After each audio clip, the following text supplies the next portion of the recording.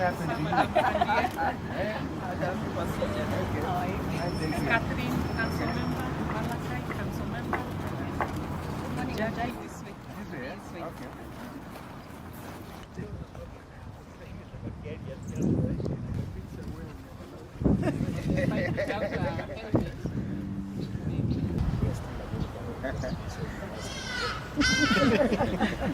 But now it's my pleasure and privilege to officially open this ground for construction.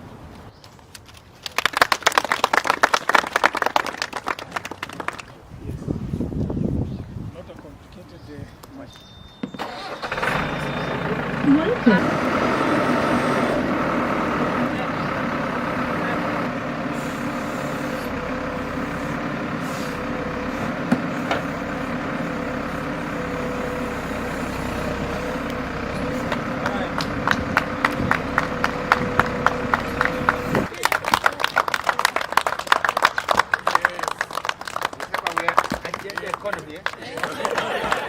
Number one is that the principal object of the bill is to repeal and reenact the Certified Public Secretaries of Kenya Act, Chapter 534 of the Laws of Kenya.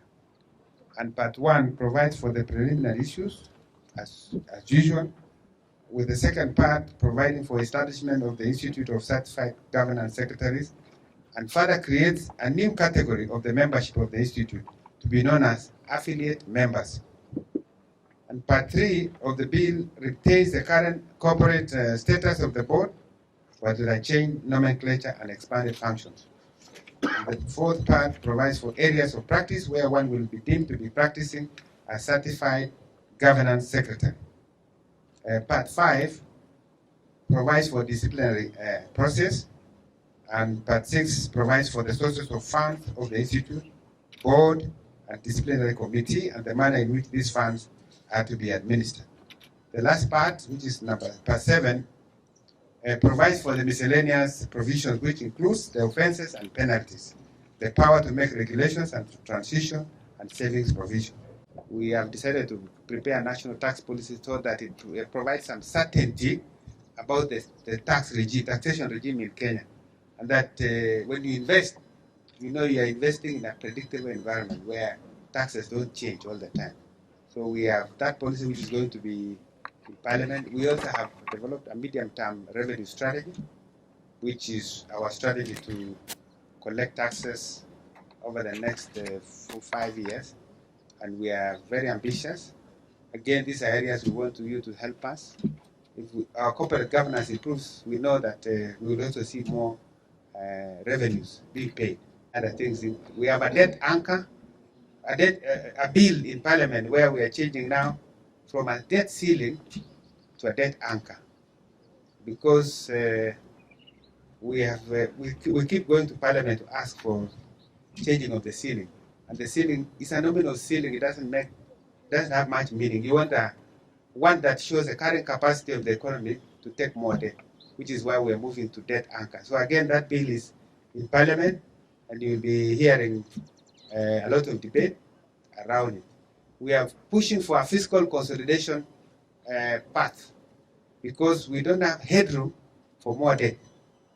So we want to focus more on revenue-raising measures by pushing more on compliance and broadening the tax base.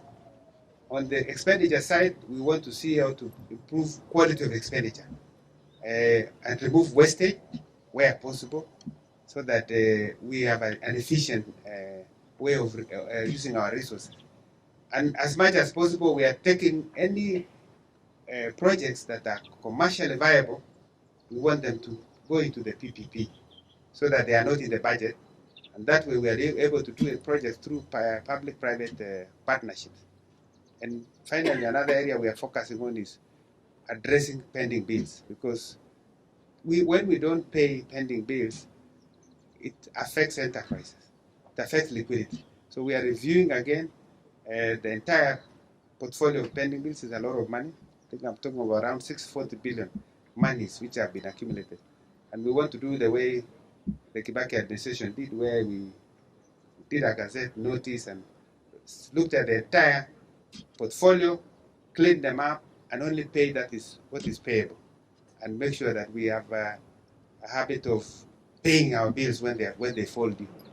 And we are challenging even counties not to start new projects without paying for the old ones. And that applies also to all of us, so that we honor.